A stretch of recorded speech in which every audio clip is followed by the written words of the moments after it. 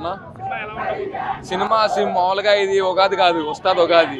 ఈ తెలుగు నామ సంవత్సరం ఉస్తాద్ నామ సంవత్సరంగా మార్చేయచ్చు. ఎందుకంటే ఈ కోలాహలం కానీ యూఫోరియా కానీ ఎంత చూడొచ్చు మనం. ఉగాది రోజు తెల్లారుజామున ఇలా ఉందంటే అర్థం చేసుకోవచ్చు మనం. సినిమా అనేది భారీ ఎక్స్పెక్టేషన్స్ ఉన్నాయి. ఎందుకంటే ఇది గబ్బర్ సింగ్ కాంబో, హరీష్ శంకర్ డైరెక్షన్ లో వచ్చిన సినిమా ఇది. ఒకప్పుడు 10 ఏళ్ళకి హిట్ లేని పవన్ కళ్యాణ్ హిట్ ఇచ్చినట్టు హరీష్ శంకర్ ఆ కాంబినేషన్ వచ్చిన సినిమా కాబట్టి మంచి ఎక్స్పెక్టేషన్స్ ఉన్నాయి. ఆల్రెడీ యూఎస్ఏ నుంచి మంచి మంచి బ్లాక్ బస్టర్ రిపోర్ట్స్ అనేది వస్తున్నాయి యూఎస్ఏ నుంచి. అది ఫ్యాన్ ఫీస్ట్ గా సినిమా అనేది ఉండబోతుంది.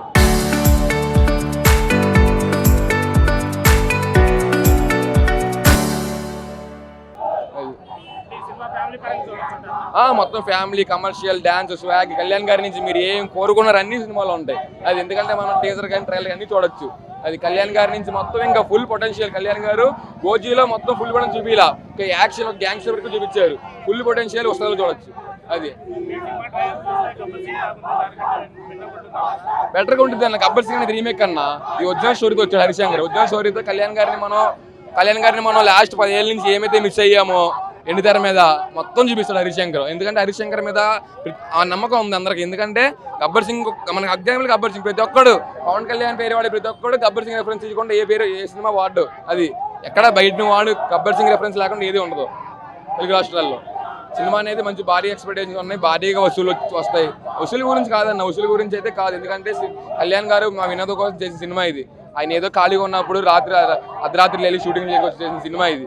అది కలెక్షన్ గురించి ఏదో కొట్టేయాలి, ఏదో పొట్టు చేయాలని కాదు. రేపు పొద్దున ఏ స్థాయికి వెళ్ళాలి, ముఖ్యమంత్రి అవ్వాలా, లేదంటే సెంట్రల్ మినిస్టర్ అవ్వాలా, లేదంటే రేపు పొద్దున ఆయన పంచాయతీరాజ్ శాఖ నుంచి నిధులు ఎంత అవ్వాలి, ఆ ఆలోచనలో మేము ఉన్నాం. కానీ కలెక్షన్ ఆలోచనల మీద మేము లేవు.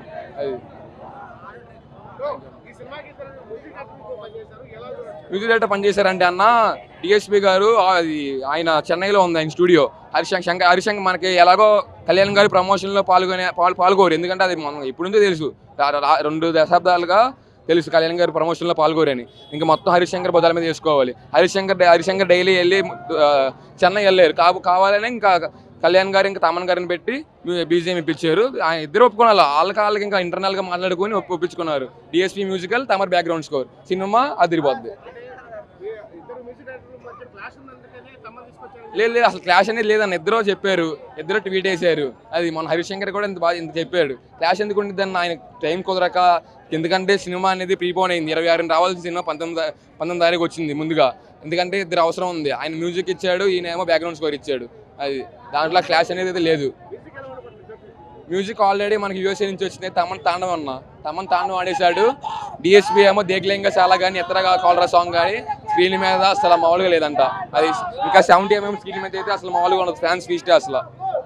అది సినిమా అయితే బ్లాక్ బస్టర్ ఉండబోతుంది.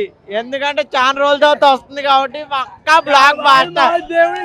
ఉగాది ఇంటూ ఉస్తాద్ భగత్ సింగ్,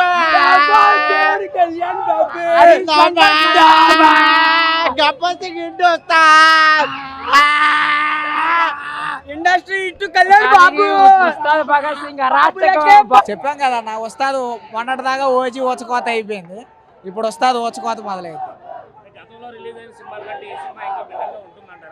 దానికి మించి ఉంటుంది అన్న, దానికి మించి ఉంటుంది. ఇంకా కావాలా? ఒకటైతే చెప్పగలం అన్న, ఏ సినిమా అయినా రానివ్వండి, అది కళ్యాణ్ బాబు తర్వాతే. అంతకు మించి ఇంకేం లేదు. షో పడిన తర్వాత తెలిసిద్ది. ఆల్రెడీ హిట్ టాక్ వచ్చింది ఆల్రెడీ.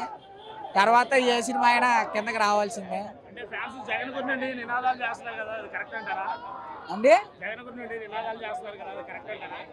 వాళ్ళు మా మీద నినాదాలు చేసినప్పుడు మాట్లాడరే అన్న. మరి కళ్యాణ్ బాబు మీద నినాదాలు చేసినప్పుడు ఒక్కళ్ళు మాట్లాడరు. నాకు అర్థం కావట్లేదు. వాళ్ళు ట్రోలింగ్ చేయగానే వాళ్ళ మీదకి వస్తున్నారు. వాళ్ళు మా మీద ట్రోల్ చేసినప్పుడు ఒక్కడేలా అడగరే మరి వాళ్ళని ఎందుకు చేస్తున్నారు ఏంటి అని. ఎంతసేపు వాళ్ళ గురించి అడుగుతున్నారు కానీ వాళ్ళు మా మీద చేసే ట్రోలింగ్లు కానీ అది ఇది అంటారు కదా. ఎన్ని చేశారో మీకే తెలియాలన్న. మీడియా మీరే ఉంటారు, మేము ఉంటాం కదా అక్కడ. మరి రాజకీయ పరంగా ఉన్నప్పుడు రాజకీయ పరంగానే చూడాలి కానీ ఫ్యామిలీ పరంగా వెళ్తారు వాళ్ళు. మరి చెప్పండి, దానికి కూడా ఆన్సర్ కావాలి కదా. సినిమా పరంగా వచ్చినప్పుడు సినిమా పరంగా చూడాలి. మరి ఎందుకు ఫ్యామిలీ పరంగా పోతే మేము ఫ్యామిలీ పరంగా పోతాం. వాళ్ళు మంచిగా ఉంటే మేము మంచిగా ఉంటాం.